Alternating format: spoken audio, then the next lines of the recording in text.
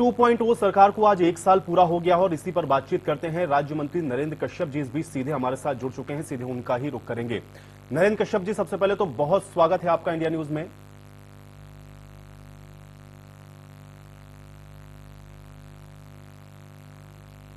नरेंद्र कश्यप जी, आप सुन पा रहे हैं मुझे?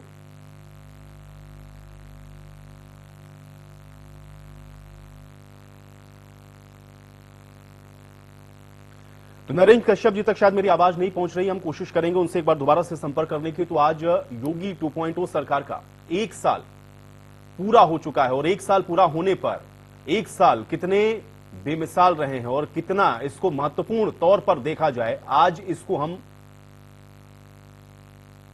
समझेंगे और साथ ही साथ किस तरीके से ये जो 1 साल है वो जनता के हितों के कार्य को आगे बढ़ाते हुए सरकार ने आज 1 साल के अपने इन उपलब्धियों को बताया है, इसी पर बातचीत करेंगे। नरेंद्र कश्यप जी हमारे साथ जुड़ेंगे, हम उनसे भी इस चीज को जानेंगे कि आखिर किस तरीके से ये जो 1 साल रहे हैं वो उत्तर प्रदेश के लिहाज से कितने महत्वपूर्ण रहे हैं। और एक बार फिर से कोशिश करते हैं बातचीत करने की। नरेंद्र कश्यप जी, राज्य मंत्री उत्तर प्रदेश, हमारे साथ जुड़े हुए हैं।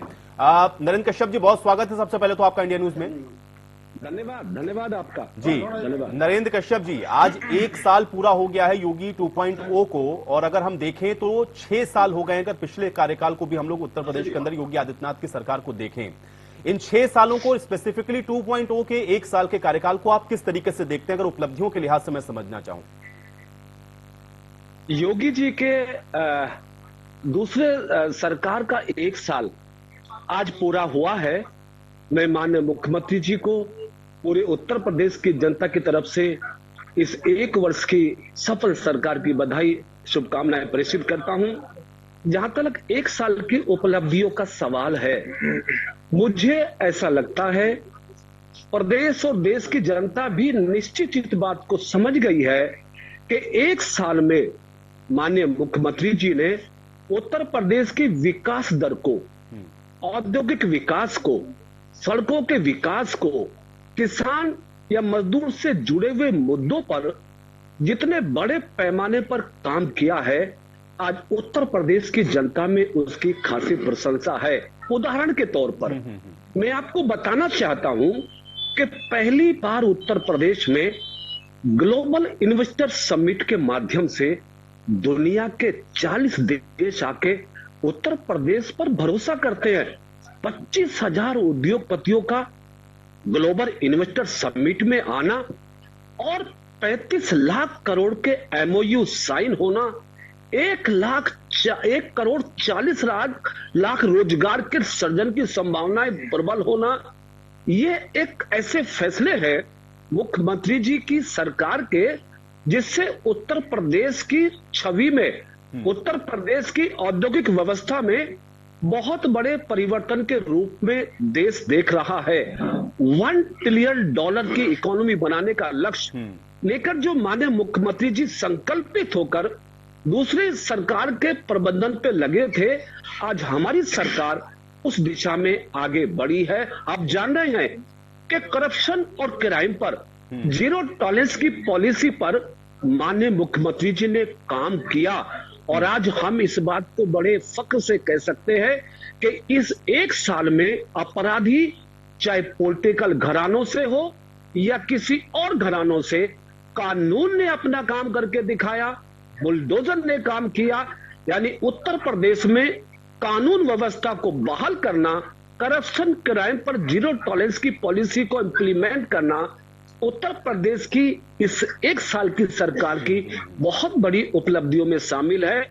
6 साल मैं कहूंगा बेमिसाल। नहीं, बिल्कुल नरेंद्र कश्यप जी, देखिए 6 साल बेमिसाल रहे, क्योंकि अगर 5 साल के बाद आप लोग चुनाव में गए और जनता दोबारा से चुन रही है और ऐतिहासिक मतों से फिर से आप जीत रहे हैं, तो जाहिर है कि जो काम हुए 5 साल में जनता ने उस पर मोहर लगाई। 1 साल आपने बताया कि उपलब्धियों के नाम रहे, मुख्यमंत्री योगी आदित्यनाथ जिस तरह से चल रहे हैं या जिन कामों को लेकर के वो आगे बढ़े हैं, उसको ही आगे और बढ़ाया जा रहा है। लेकिन सरकार की अगर एक यूएसपी मैं आपसे समझना चाहूं, खासतौर से औद्योगिक लिहाज से, अगर मैं आपसे ये जानना चाहूं, क्योंकि आप बार बार इस चीज पर फोकस कर रहे हैं कि इन्वेस्टर जो मीट हुई उसमें हम लोगों ने निवेश को आकर्षित किया है और निवेश आएगा तो जाहिर है लोगों को, युवाओं को रोजगार मिलेगा।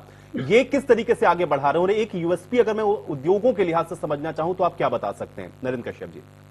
देखिए, प्रैक्टिकली मैं आपके सामने अगर कहना चाहूं तो पहले भी 2008 में हमारी सरकार ने इन्वेस्टर समिट करके प्रदेश के औद्योगिक घरानों को आमंत्रित किया था और उसमें से लगभग 5 लाख करोड़ के निवेश उत्तर प्रदेश में चालू हो गए हैं। डाटाबेस में हमारा प्रदेश देश में नंबर 1 पर है। मोबाइल मैन्युफैक्चरिंग, प्रदेश की जनता को जान के खुशी होगी कि भारत का 50% मैन्युफैक्चरिंग मोबाइल के हमारे नोएडा में हो रही है।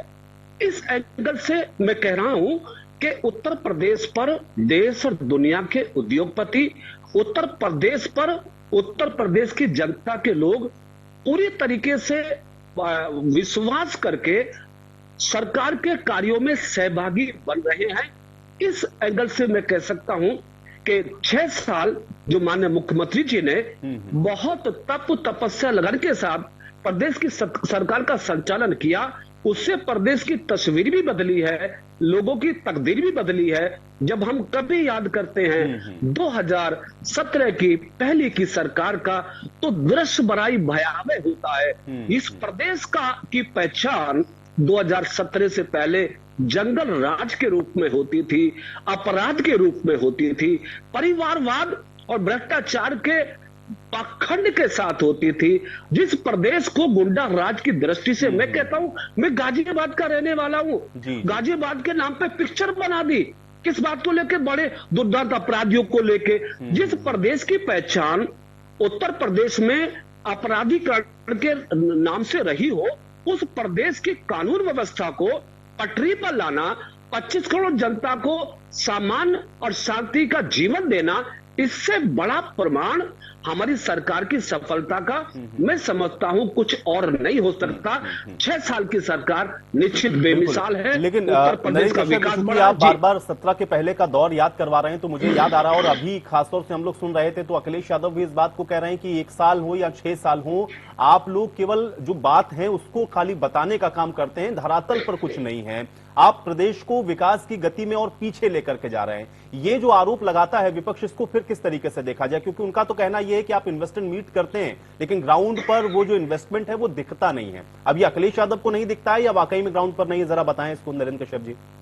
मेरे ख्याल से समाजवादी पार्टी, कांग्रेस, आरएलडी, बसपा, इन सभी अपोजिशन पार्टी के लोगों ने मेरे ख्याल से अपने उस कार्य को, अपने दायित्व को ठीक से नहीं निभाया जो एक प्रतिपक्ष का होता है। मैं ये मानता हूं कि डेमोक्रेसी में अपोजिशन के पास हमारी आलोचना करने का अधिकार है, समालोचना करने का अधिकार है, लेकिन ये अधिकार उनके पास कतई भी नहीं है कि उत्तर प्रदेश की जनता को रोजगार मिलता है, उत्तर प्रदेश के किसानों के कर्जे माफ होते हैं, पिछड़े वर्गों की स्कॉलरशिप का कोटा पूरा होता है, प्रदेश में बिजली के प्रबंधन में सुधार होता है, 1 लाख धार्मिक स्थानों से बिना विवाद के लाउड स्पीकर हट जाते हैं। अखिलेश यादव जी शायद भूल जाते हैं कि उनके 5 साल की सरकार में इस प्रदेश में 700 दंगे हुए थे। हमारी 6 साल की सरकार में योगी जी का मजबूत प्रबंधन, एक भी दंगा नहीं होने दिया। तो अपोजिट पार्टी के लोगों का आरोप हताशा से ज्यादा कुछ भी नहीं है, और इसलिए नहीं है कि देश की जनता, प्रदेश की जनता 2014, 2019, 2017, 2022 एमएलसी, पंचायत, कोई भी चुनाव हो, हर चुनाव में कमल खिलाने में प्रदेश और देश की जनता ने आगे बढ़ के भाग लिया है। तो अपोजिशन को समझ जाना चाहिए कि भारतीय जनता पार्टी ने धरातल पे काम किया है, एक जाति के लिए नहीं, एक परिवार के लिए नहीं, भ्रष्टाचार के लिए नहीं, सबका साथ, सबका विकास, सबका प्रयास और सबके विश्वास के अर्जन का मूल मंत्र लेके हमारी सरकार ने काम किया है। और इसी काम के बल पर मैं आज सीना ठोक के कह रहा हूं कि 2024 में देश के यशस्वी प्रधानमंत्री तीसरी बार हैट्रिक लगाएंगे। 400 से ज्यादा सीटों का लक्ष्य लेकर हम क्षेत्र में निकल रहे हैं, जीतेंगे और विपक्षियों को दिखाएंगे कि भारतीय जनता पार्टी जो कहती है उसे करके दिखाने का, और ये जनता तय भी करेगी नरेंद्र कश्यप जी, उसके लिए हम लोग 24 का इंतजार भी कर लेते हैं। लेकिन अभी मैं ये जानना चाह रहा हूं कि अभी तो चूंकि 1 साल आप लोगों का हुआ है, आगे अभी 4 साल और हैं, ये किस तरीके से आप लोग विकास की इस यात्रा को जिसका आप जिक्र कर रहे हैं उसको आगे बढ़ाएंगे और आगे का विजन क्या है, अगर मैं आपसे जानना चाहूं तो? देखिए, किसी भी प्रदेश के सर्वांगीण विकास का पैमाना क्या है? पैमाना बेरोजगारी में कटौती होनी चाहिए, पैमाना प्रदेश के बजट में बढ़ोतरी होनी चाहिए, पैमाना कनेक्टिविटी, चाहे रोड्स कनेक्टिविटी हो, एयर कनेक्टिविटी हो, ट्रेन कनेक्टिविटी हो। आप जान रहे होंगे कि उत्तर प्रदेश देश का पहला ऐसा प्रदेश बन गया है जिसमें सबसे ज्यादा एक्सप्रेस वे हैं। उत्तर प्रदेश योगी जी के नेतृत्व में एयर कनेक्टिविटी में ऐसा प्रदेश बन गया है जो देश में सबसे ज्यादा एयरपोर्ट रखता है। मैं कहता हूं रैपिड ट्रेन जैसी ट्रेन हिंदुस्तान में कहीं शुरू हो रही है तो उत्तर प्रदेश से हो रही है। तो मैं कहता हूं कि infrastructure development, per capita income, ये सब चीजें एक पैमाना है किसी प्रदेश की सरकार की उपलब्धियों का, विकास का। और प्रत्येक पैमाने पर हमारी सरकार, आपके संज्ञान में है कि 2017 में उत्तर प्रदेश के अंदर बेरोजगारी की दर 17% थी। 6 साल के योगी जी की सरकार में घट के 3% रह गई है। ये हमारी सरकार की सफलता का एक बहुत बड़ा प्रमाण मैं आपको बता रहा हूं। ठीक है, लेकिन नरेंद्र जी देखिए, ये तो बातें आपने अपनी उपलब्धियों की कही, लेकिन हमेशा मैं ये देखता हूं कि चुनौतियां तो रहती हैं और खासतौर से जब आप सत्ता के अंदर हैं तो आप लोगों की जिम्मेदारी और भूमिका बड़ी महत्वपूर्ण होती है। अगर नरेंद्र कश्यप जी मैं आपसे जानना चाहूं तो अभी भी चैलेंज के तौर पर आपको क्या लगता है कि उत्तर प्रदेश के लिए कम से कम ये एक बड़ी चुनौती है और उससे भी आप लोग पार पाएंगे, प्रदेश को बाहर निकालेंगे? उत्तर प्रदेश के सरकार के सामने चुनौती के रूप में कोई ऐसा मुद्दा शेष नहीं है जिसपे हमें किसी तरह की घबराहट हो। लेकिन हाँ, एक चीज हम जरूर मानते हैं कि अच्छा करने, अच्छाई का कोई अंत नहीं है, सफलता का कोई अंत नहीं है। अभी हमें नौजवानों को रोजगार की दिशा में और आगे लेके जाना है।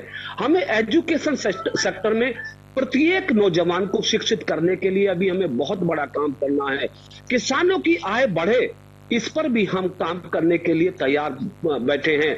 और खास तौर से जो उत्तर प्रदेश के 25 करोड़ की आबादी जो अपेक्षा करती है हमारी सरकार से अच्छी कानून व्यवस्था की, अपराध से दूर रहने की, उस पर भी हमें काम करना है। चुनौती के रूप में कहूं तो हम बहुत सारी चीजों को अपने आप में ये समझ के और आगे करना चाहते हैं कि ताकि उत्तर प्रदेश की जनता को ऐसा लगे जो कमिटमेंट। एक बात और कहना चाहता हूं, जब 2022 का विधानसभा का चुनाव हुआ, भारतीय जनता पार्टी के लोक कल्याण संकल्प पत्र में हमने 130 संकल्प लिए थे। और मैं खुशी के साथ ही आपके बीच कह रहा हूं कि हमने उस संकल्प पत्र के आधार पर 110 संकल्पों को पूरा कर लिया है। सबसे बड़ी बात है क्रेडिबिलिटी की। हमारी सरकार ने उत्तर प्रदेश की जनता में विश्वास पैदा किया है, उत्तर प्रदेश की जनता में भरोसा पैदा किया है अपने संकल्पों को पूरा करने का। लेकिन हम समझते हैं कि प्रदेश बड़ा है, प्रदेश की जरूरत बड़ी है और हमारी जिम्मेदारी बड़ी है। अभी हमें उत्तर प्रदेश की जनता को खुशहाल रखने के लिए, नौजवानों को रोजगार देने के लिए, किसानों की खुशहाली के लिए, बिजली के बेहतर प्रबंधन के लिए और विकास के लिए अभी हमारे सामने काम करने के लिए बहुत सारे अवसर हैं। हम माननीय मुख्यमंत्री जी के नेतृत्व में निश्चित आगामी 4 वर्षों में उत्तर प्रदेश को सर्वोत्तम प्रदेश में बनाने में निश्चित ही सफल होकर दिखाएंगे।